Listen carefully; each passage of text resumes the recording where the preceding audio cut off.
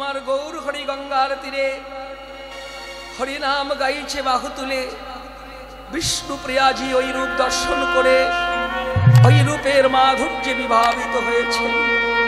বলছে কাঞ্চনা, আমি ওই রূপ দেখে আমার কি হয়েছে জানিস? কি হয়েছে শুনবি? তবে শোন। আহা আহা হেরিয়া গৌরাঙ্গ চাঁদে পরানয়া কুলে হইল ব্যাকুলে। হেরিয়া গৌরাঙ্গ চাঁদে পরানয়া কুলিবে লগো। আমি হেরিয়া গৌরাঙ্গ চাঁদে হেরিয়া গৌরাঙ্গ চাঁদে পরানয়া কুলি হইল ব্যাকুলে। হেরিয়া গৌরাঙ্গ চাঁদে পরানয়া কুলি হল। আমার পরানয়া কুলি হইল ব্যাকুলে। পরানয়া কুলি হইল ব্যাকুলে। পরিণ রূপের ফাঁদে পরিণ রূপের ফাঁদে আমি গোরা রূপে ফাঁদে পড়েছে। আমার গোরা রূপে ফাঁদে পড়েছে। আমি গোরা রূপে ফাঁদে পড়েছি। সেই গোরা রূপে ফাঁদে পড়েছে। কি বলবো সাই তুহার কাছে গৌর প্রেমে ফাঁদে পড়েছে। বলবো সেই রূপের কাছে আমি গঙ্গার তীরে যেয়ে দেখেছি গোরা রূপে ফাঁদে পড়েছি। গঙ্গার তীরে দেখেছি গোরা রূপের ফাঁদে পড়েছি। গঙ্গার তীরে দেখিয়েছি রূপের ফাঁদে পড়েছি। গোরা রূপে ফাঁদে পড়েছি।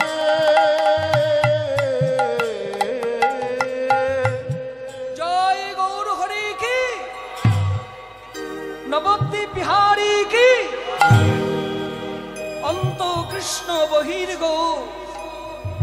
আজ গৌর হরি কখনো রাধা ভাবে, কখনো কৃষ্ণ ভাবে। হা কৃষ্ণ বলে কাঁদছে আস্তে আস্তে। কখনো গৌর হা রাধে কৃপা করো বলে কাঁদছে, আবার হা কৃষ্ণ প্রাণ কৃষ্ণ কৃপা করো বলে কাঁদছে। আমার যদি কৃষ্ণ গৌর হয় আর গৌর যদি বৃন্দাবনের কৃষ্ণ হয়, তবে কেন গৌর রূপ দেখে হা কৃষ্ণ কৃপা করো বলে প্রভু কাঁদছে আস্তে আস্তে। আমা কাঁদছে কেন জানো? সেই যে বৃন্দাবনে ভগবান কৃষ্ণ ভক্ত রাধা রানীর ভজন ঋণ শোধ করতে না পেরে হাহাকার করে রাধা রানীর চরণ ধরে কেঁদেছিলেন, রাধে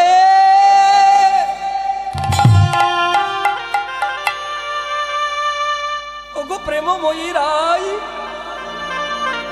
আমি যে পারলাম না। আস্তে আস্তে দাপর যুগ শেষ, কলি যুগ আসছে। ভগবান কৃষ্ণ হাহাকার করে কাঁদছে আর ছুটছে।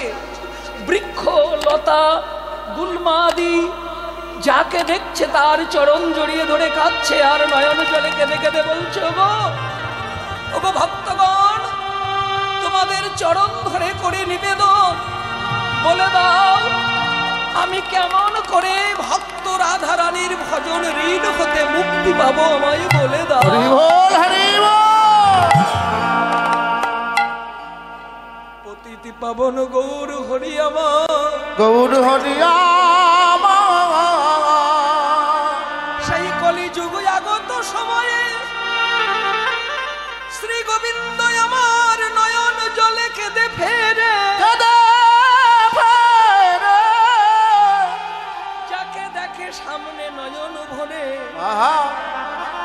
চরণ ধরে কেঁদে বলে আমায় বলে বলে ছুটতে ছুটতে ভগবান যেখানে যায় ভক্তের চরণ জড়িয়ে ধরে কাঁদে, গো আমি ভগবান, আমি যে ঋণী হয়েছি, কি করে ঋণ শোধ করবো বলে দাও। হে ভগবান, তোমার ঋণটা কিসে? বললাম আমি যে কর্ম ঋণ শোধ করি, তোমার ধ্যান করে আমরা কর্মবন্ধন ছিন্ন করি, আর সেই তোমাকে আমরা কিভাবে ঋণ মুক্তির উপায় বলবো। নয়ন জলে কাঁদতে কাঁদতে ভগবান বললেন, এই বিশ্ব ব্রহ্মাণ্ডে কি কেউ নাই যে আমায় ঋণ মুক্তির উপায় বলে দিতে পারে? আমি আছি। কে তুমি? বিশ্ব ব্রহ্মাণ্ডে যে ভগবানের ভজন ঋণ শোধের উপায় বলে দিতে পারে না, তুমি পারো। তুমি কে? এই যে আমি। বিস্ময়ে চাইলেন সবাই, কে তুমি? আমি। তোমার নাম কি? আগে আমার নাম শ্রীমৎ ভাগবত। ভাগবত ভগবানের ঋণের সংবাদ কেউ বলতে পারে না 14 ভুবনে, তুমি বলতে পারো। ভগবান আমার আছাড় খেয়ে বললেন ভাগবতের চরণে, ওগো ভাগবত, আর যে আমার বিলম্ব সয় না, বলে দাও না আমি কি করলে ভক্ত রাধা রানীর ভজন ঋণ হতে মুক্তি লাভ পাবো? ভগবত বললেন, ভগবান, ভক্তির ভজন ঋণ যদি শোধ করতে চান তবে এমন ভাবে তো হবে না। কি করতে হবে আমায় শুনে নেন ভক্তমণ্ডলী, বাবারা, মায়েরা। ভাগবতের চরণ ধরে ভগবান কাঁদছে, ভাগবত বলে দাও আমায় আমি কেমন ভাবে ভক্তির ভজন ঋণ শোধ করব। ভগবান কাঁদছে ভক্তের চরণ, ভাগবতের চরণ ধরে। ভাগবত বলল, শোনো ভগবান, ভক্ত রাধা রানীর ঋণ যদি শোধ করতে চান তবে ভগবান সেজে ওই ভগবত্তা আসনে বসে থাকলে ভক্তের ঋণ শোধ করা কখনো সম্ভব হয় না। কি করতে হবে আমায়? ভাগবত বলল, ভগবান, ভক্তের ভজন ঋণ শোধ করতে গেলে তোমাকে ওই ভগবানের ভগবত্তা আসন আগে ত্যাগ করতে হবে। বেশ, আমি তাই করলাম। না না, শুধু ভগবানের আসন ত্যাগ করলে হবে না, ভক্তির ভজন ঋণ শোধ করতে গেলে তোমায় ভক্ত সাজতে হবে। হরি বল। ওগো ভগবান,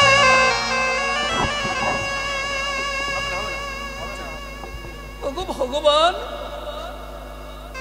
ভক্ত না হলে তুমি বুঝবে কি করে ভক্তির অন্তরের যন্ত্রণা?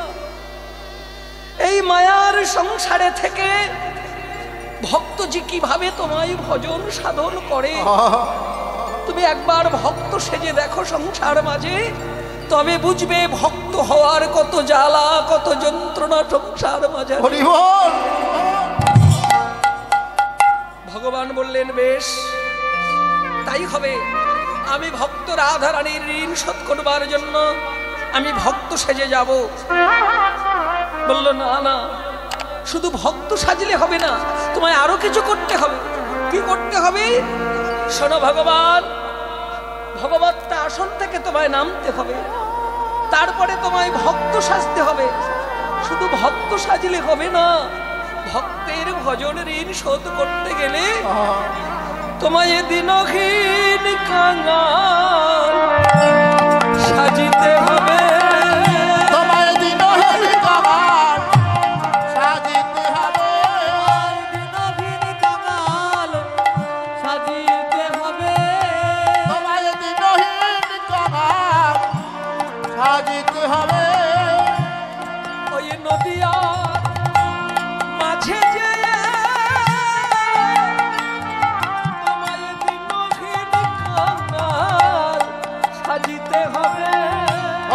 নদিয়া মাঝে গিয়ে তোমায় দিনহীন কাঙাল সাজিতে হবে। আমি কথা দিলাম, আমি নদিয়ায় যে কাঙাল সাজবো। ভাগবত বলে, শোনো ভগবান, শুধু কাঙাল সাজলে হবে না, ভগবত্তা আসন ছেড়ে ভক্ত হয়ে আসতে হবে তোমায় সংসারে। শুধু ভক্ত হলে হবে না, তোমায় কাঙাল হতে হবে। শুধু কাঙাল হলে হবে না, ভক্তের ঋণ শোধ করতে গেলে তোমায় ভক্তের চরণ ধুলায় গড়াগড়ি দিতে হবে। ভক্তের চরণ ধুলায় গড়া গড়ি দিতে হবে। চরণ ধুলায় গড়া গড়ি দিতে হবে। ভক্তের চরণ ধুলায় গড়া গড়ি দিতে হবে। তোমায় দিনহীন কাঙাল সাজিতে হবে, ভক্তের চরণ ধুলায় গড়াগড়ি দিতে হবে।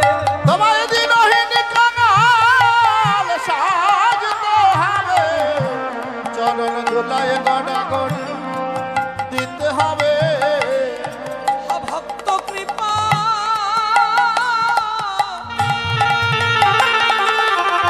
কৃপা করো বলে, ভক্তের চরণ ধুলায় গড়াগড়ি দিতে হবে। ভগভক্ত কৃপা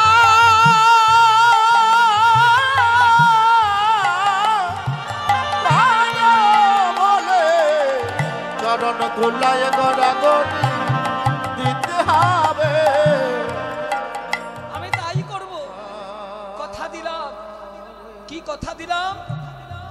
আমি আগত কলিযুগে আমার এই মাধুর্য ভাব ত্যাগ করে, ঐশ্বর্যের ভাব ত্যাগ করে, প্রেম মাধুর্য অন্তরে নিয়ে আমি দিনহীন কাঙাল হয়ে নদিয়া নগরে উদয় হব।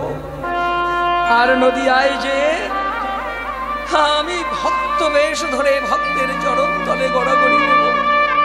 আর ভক্তের চরণ ধরে কেঁদে কেঁদে বলবো, ওগো ভক্ত আমায় কৃপা কৃপা করো গো। ভগভক্ত আমায় কৃপা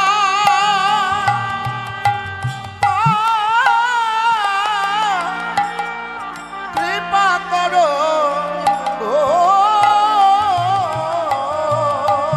আমি নয়ন জলে কেঁদে কেঁদে বেড়াইব গো।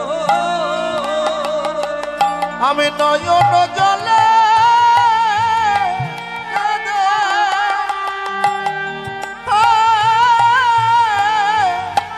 কেঁদে বেড়াবো গো।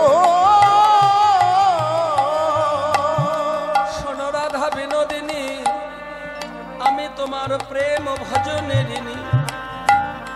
হরে কৃষ্ণ। আমা আস্তে আস্তে। ভগবান ঋণী হয়েছেন কিসে বলুন তো? আস্তে আস্তে। ভগবান ঋণী হয়েছেন কিসে? ওই যে ডেকে দেন তো মা। হ্যাঁ হ্যাঁ, যারা গল্প করছেন। মা চরণ ধরে শুধু একটি প্রার্থনা, কীর্তন বাসরে এসে দয়া করে নিজেরা গল্প করবেন না। শাস্ত্র বলছে কীর্তন ভালো না লাগে শোনো না, কীর্তন বাসরে বসার ইচ্ছা না হয় বসো না। কিন্তু কীর্তন শুনতে বসে যারা কীর্তন অবমাননা করে, অশ্রদ্ধা অভক্তি করে, নিজেরা গল্প করে, তাদের কিন্তু পূর্ণ হয় না। কি হয় জানেন? ওই 64 প্রকার সেবা অপরাধের মধ্যে এক প্রকার অপরাধ নিয়ে ঘরে ফিরে যেতে হয়।